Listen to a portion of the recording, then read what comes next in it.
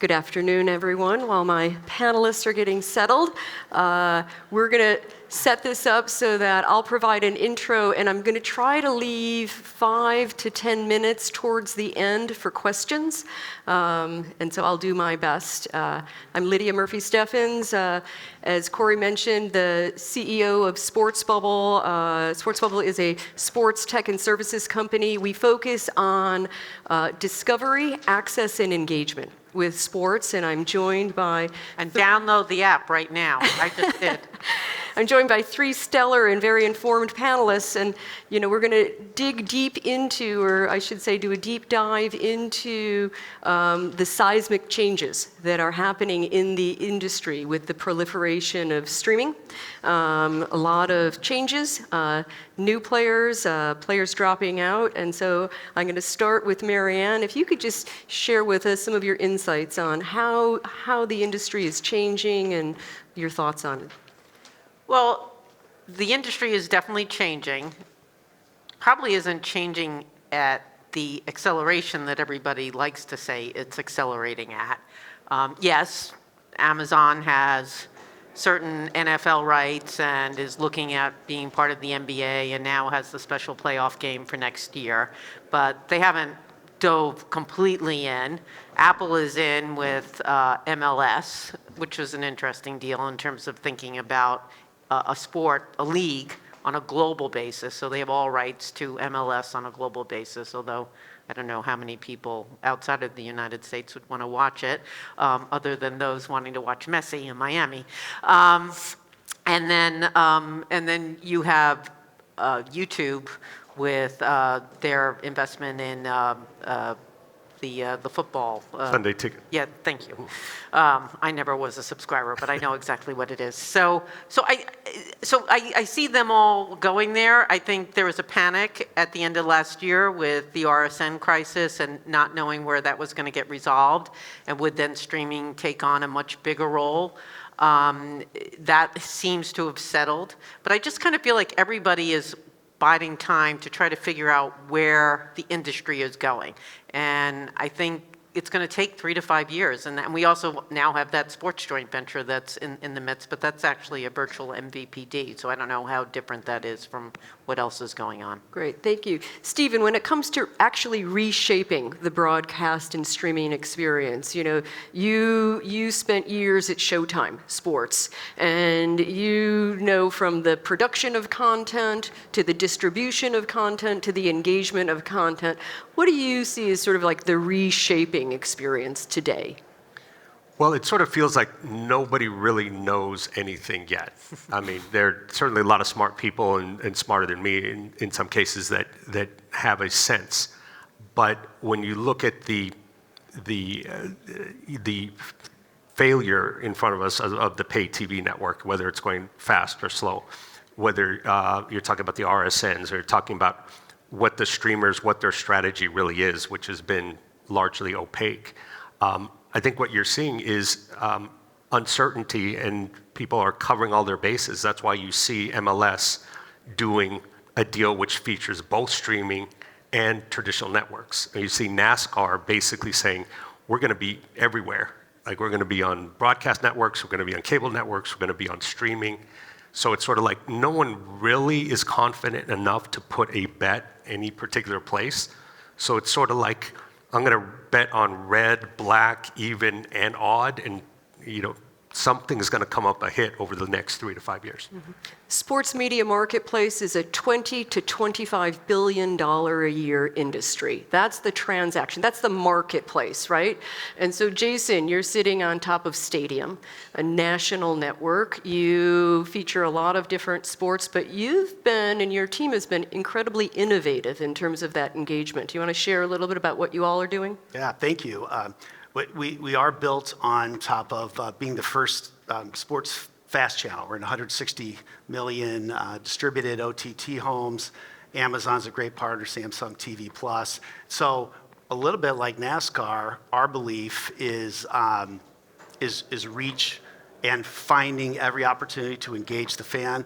whether it's on OTT. We're based in the United Center with our stage right down by the Michael Jordan statue. So if we can reach fans in person, we do.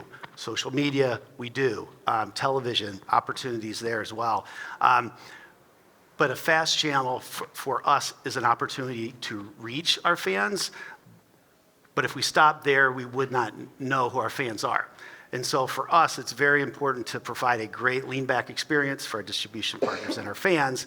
But then we're introducing a second screen companion experience that gives fans the opportunity to engage live with our talent, with the live event, and whether it's through polling or chat, commenting, even popping the fans into and onto the screen along with our professional commentators.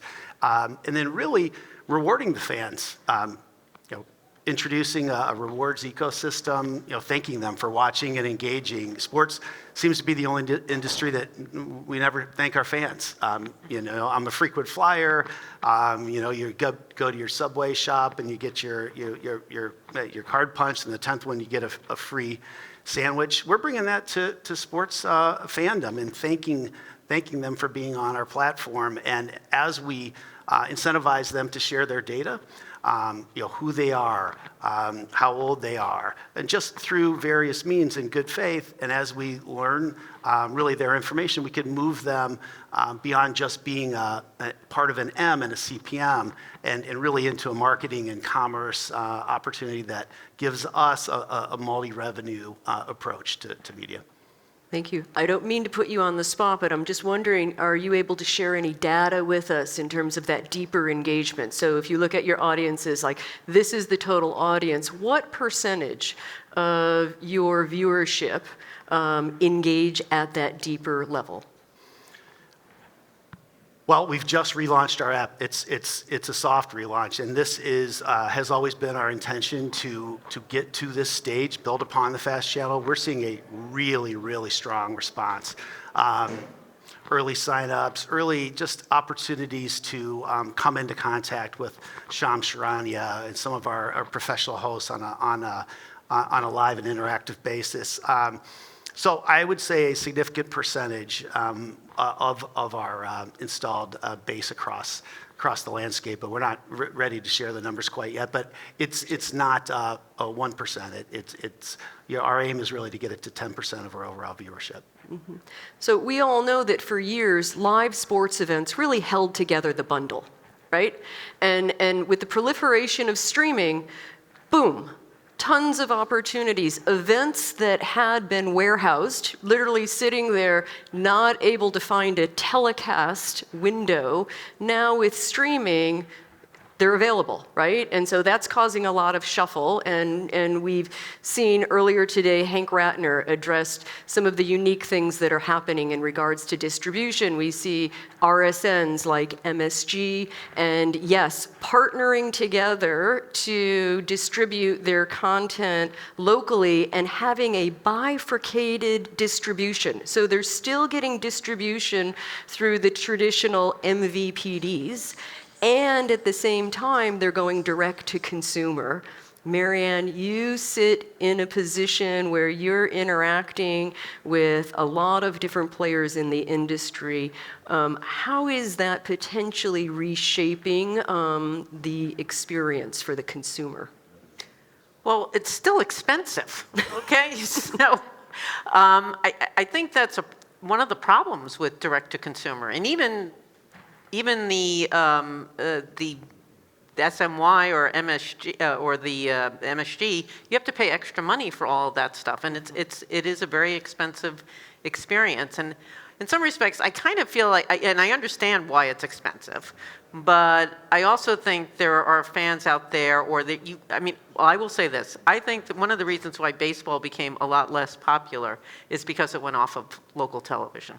Mm-hmm. And so I do think you wind up super serving fans, but you don't necessarily always expand the sport as much as possible. I'm going to throw out a fun fact, because you had mentioned Apple TV, and you mentioned the MLS deal with Apple TV, right? Prior to that, MLB had their Friday night games on Apple TV, and the information that I got back was that the average audience was less than 15,000. per game, right? So rich content now available on a national platform, even global platform, and yet consumers couldn't necessarily find it. Or maybe they weren't interested in looking that hard. Stephen, you come from, again, a unique place. What are your thoughts in terms of, are we in this cyclical thing where things are changing and they're they're going to turn back again to like the bundle is the best deal? Or do you see it's sort of the Wild West and other things are going to be happening? Well, the major problem, as you all have all mentioned, is finding the content. And once you find it, the inconvenience of having to switch to 5 different apps to find all my sports. And that's the one problem that I think is, if it comes to fruition, is going to be effectively addressed by the sports joint venture. It's sort of like, okay, now I can go to one place instead of going 3 or 4 different places and get most of my sports. You're still not going to get Peacock, you're not going to get CBS NFL, you're not going to get the Masters, but you'll get a lot of stuff in there. You're not going to get a lot of the local games either. So. The local games, and you're going to get it at what is a pretty stiff price tag at the same time. So I think that's a step in the right direction from convenience. I think it'll be really interesting to see how much people are willing to pay for that convenience. Because there's going to be sticker shock, whether it's 30, 40, 50, or somewhere even above that. I think people are going to be surprised that, wait, this is what I'm paying for just sports now?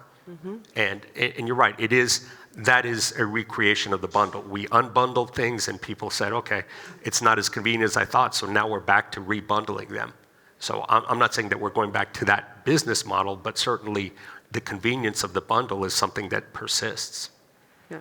So last year, Disney made the announcement that ESPN wants to be the streaming hub or the hub for all sports, even if they have to connect consumers to their competitors' content. And that was floated out there on CNBC, and it kind of went nowhere. This year, right before the Disney shareholder meeting, conveniently, Bob Iger announced what the puck has referred to as Spulu, right? ESPN, Discovery, and Fox working together and doing their own bundle, which is not very different from what Yes and MSG are doing. Jason, you sit on the receiving end of a company that licenses content and shares that content with fans. How does that affect your business model and the experience that you want the fans to have? I think it's another confirmation point for us. It's financially punishing to be a sports fan, to go to a game, to take your kids to park. It really, really is expensive. And I think as our research shows, fans are only going to pay for 2 or 3 at most. And we're going to be there, whichever 2 or 3 you might want, whether it's Apple and MLS, or it's this Spulu or anything else. I think it's confirmation, and it helps us whatever paid bundle or direct-to-consumer kind of forms out there. I think it is really hurts discovery. It diminishes brands, and I think when we're pitching rights holders, we are pitching them a different financial proposition than the companies inside of that bundle. And I think our way ultimately will be a prevailing model, and we could get into what we're offering as we go if you like. Marianne, if we're looking at a clean canvas, right, a blank canvas, thoughts on sort of what would be the best bundling or type of model where fans could seamlessly find what they're looking for? What do you think is there a magic bullet? Is there a magic model or package? Well, I think there are 2 separate things you're talking about. One is discovery, or being able to find. So that requires somebody who can actually really curate things properly and effectively.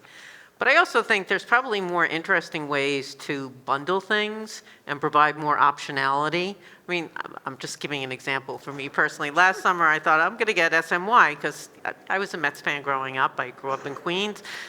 It was $30 extra a month. I was thinking, why don't they have something where I would just pay for weekend games? that are local.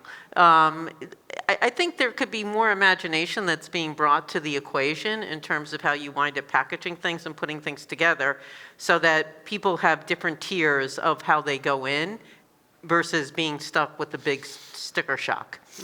Stephen, you're no stranger to the pay-per-view model. You want to share a little bit about sort of your experience and, and go forward? Sure. Combat sports, for whatever reason, have really been the last holdout of pay-per-view. There hasn't been other pay-per-view for quite a while, and there have been experiments. There have been the match, obviously. There's been music pay-per-views. There have been special events, but there's been a particularly long tradition of accepting pay-per-view, and I think it's coming back in vogue, and I don't mean combat sports pay-per-view, but the concept of monetizing individual games. That's something that, boxing had always done, UFC has always done, and I think that's the model. And I think, when you look at Amazon getting into boxing, when you see Amazon experimenting with different sports, even Netflix experimenting with live events, then the question that follows is, okay, what is then going to be the business model? Because if they're going to be spending significant money on rights, and they're not adding probably incremental users because they've got high penetration, then what's the point? Why does it financially make sense to spend several hundred or $1 billion to keep your current customers happy? It doesn't make sense. So the question is, okay, great if it moves over to streaming, but what is the business model? Are we actually going to get that for the price? Or more likely, it's going to be an add-on, and maybe even it's week-by-week pay-per-views. People have always been afraid of, is the college football championship or the Super Bowl going to go pay-per-view? I think there'd be riots in the streets if that happened, but I think short of that, we're going to see increasing commoditization of individual games and individual different ways to slice up the pie.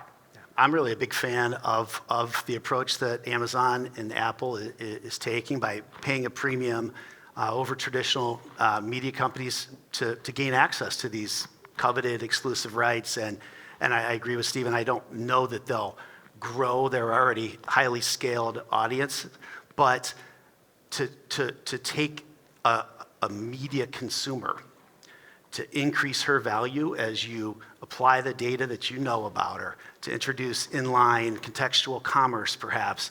Amazon, one of these years on their Black Friday football game, it has to be coming. They know who you are. You can buy something that pops up contextual to the game, to the teams, to the players, maybe to the minute. They did it this year. Well, Past year, yeah. Yes. I thought that was maybe just a little bit of a scratch on the surface, and because we're pursuing a very similar model, similar a smaller scale, but it really is taking a viewer that is very hard to capture.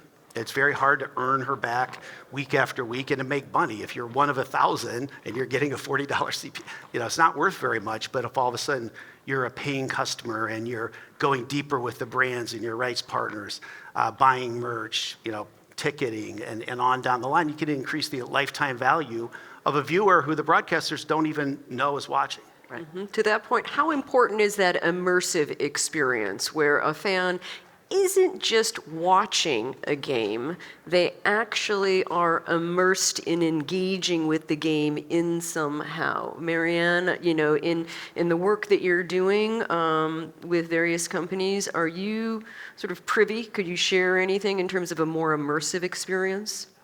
Well, I think what we have to look at is the success of the online betting apps that have become really important immersive experiences during a game. So there is a monetization opportunity out there. There are also other players out there that are trying to create, whether or not it's watch party experiences. I know Evertz has come up with a solution working with a colleague of mine. You also have companies like LiveLike, you have companies like Play Anywhere. There are a number of people that are trying to figure out interesting and different ways to make the whole sports viewing experience more communal and more interesting and more engaging. And I'll just add one other thing is I know that ESPN has done two different type streams where you can watch one game just regularly, but then another where it's providing you with all the stats. And that actually, from what I understand, has been successful for them. Stephen, your thoughts? I'm sorry, on In terms of a more immersive experience, is that what we're looking for? I mean, and like what's out there? you're walking a fine line, in and I think Jason deals with this every day strategically. Where's the line between actually diminishing the experience, whether it's socially with friends or diminishing the viewing experience, and being additive.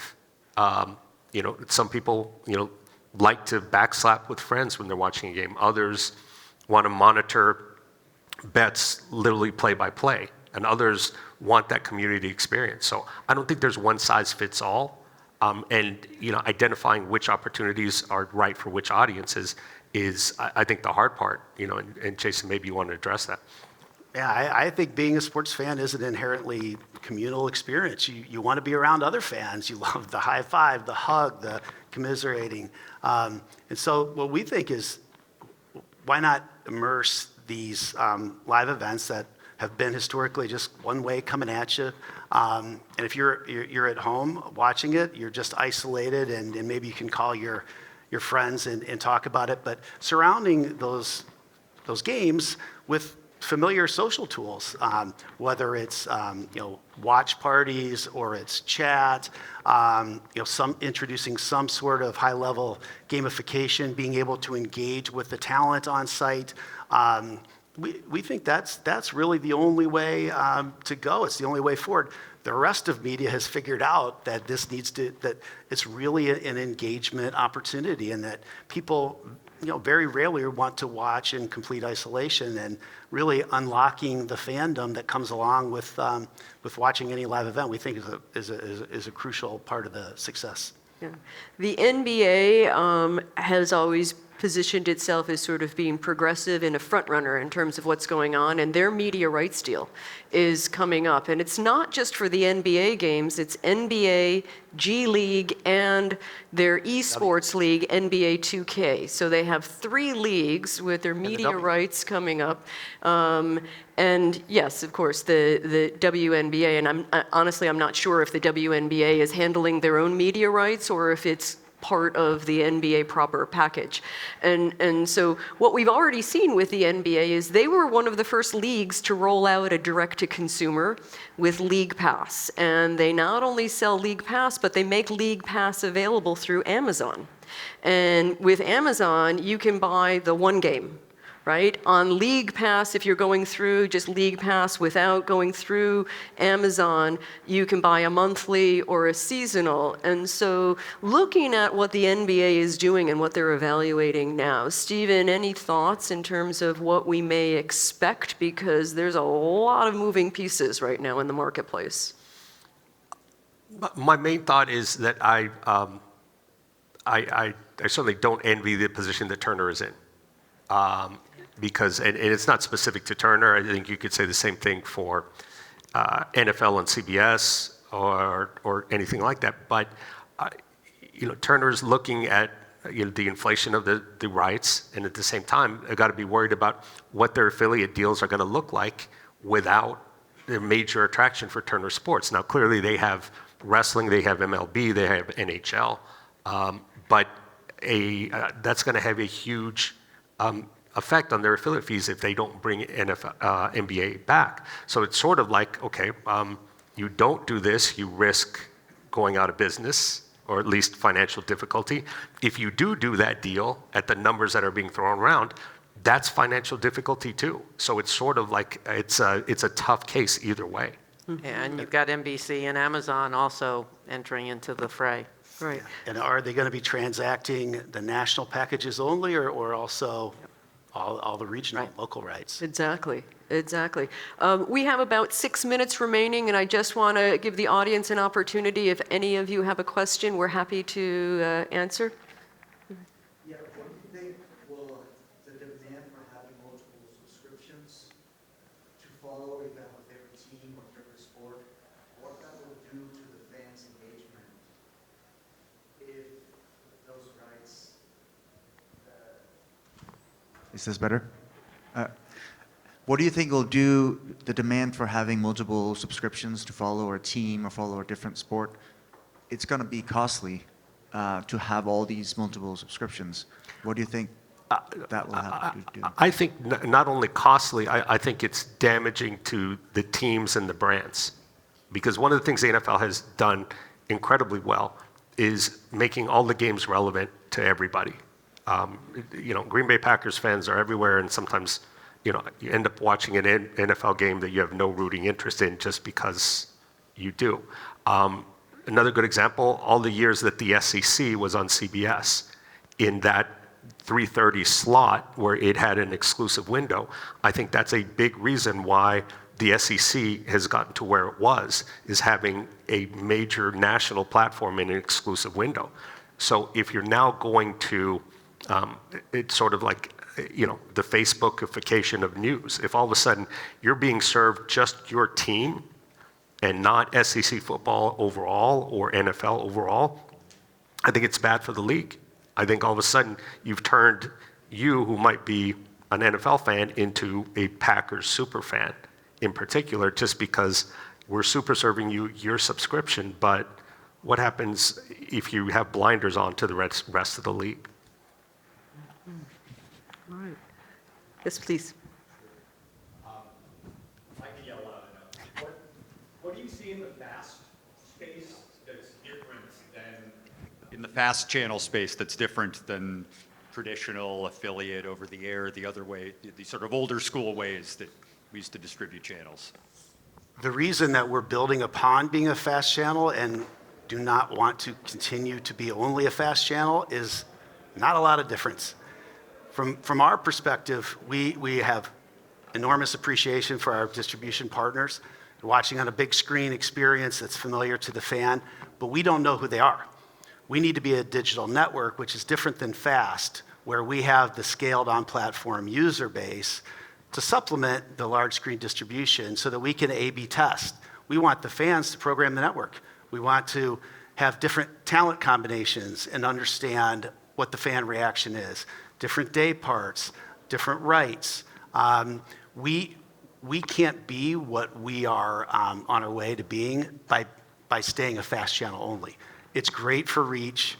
It's great for traditional media revenues, but it's not enough in our perspective. Every media company needs to own its own fan, or you will go the way of some famous media companies that have petered out. And if you do not have that one-on-one connection with your fan, just for programming, let alone all the downstream revenues, I think you're going to eventually lose. So the answer is it's very similar to being a terrestrial network, and it's not good enough either. Mm-hmm. All right. I got one more, if we have time. Yeah, we have We time do for, 2 more I think, minutes. 2 more questions. Okay. I'm just fascinated by how the evolving media landscape has just directly affected the competitive landscape within college athletics. And so my question for you guys is it just a matter of time? Is it inevitable that revenue share and media revenue share is going to impact college athletics? Do you think that that's directly with the players, or is that still kind of to be determined? What are your thoughts on that?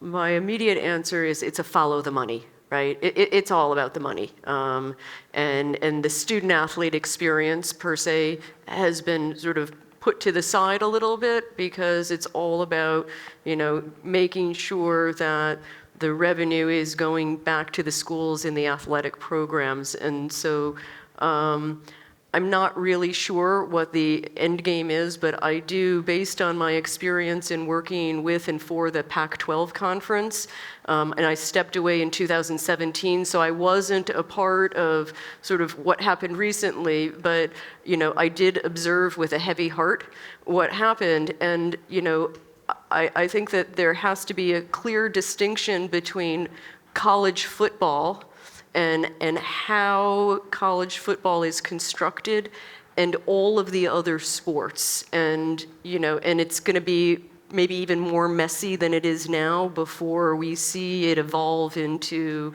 a more stable environment. But what we have today is conferences that are no longer aligned by territory or region. It's just sort of like one big mess. And if you follow the legal decisions and the trends there, I mean, it certainly seems like there's no stopping the trend toward ultimately leading to player pay. I mean, it's just one decision after the other, and it just every week there's something undermining the ability of the NCAA to police what they're doing and attacking the facade of amateurism anyway. Yeah. Unfortunately, we're out of time, but we will be in the lobby. So if any of you do have questions that you feel like, any of us can answer, by all means, please, hit us up. But thank you. Thank you. Thank you.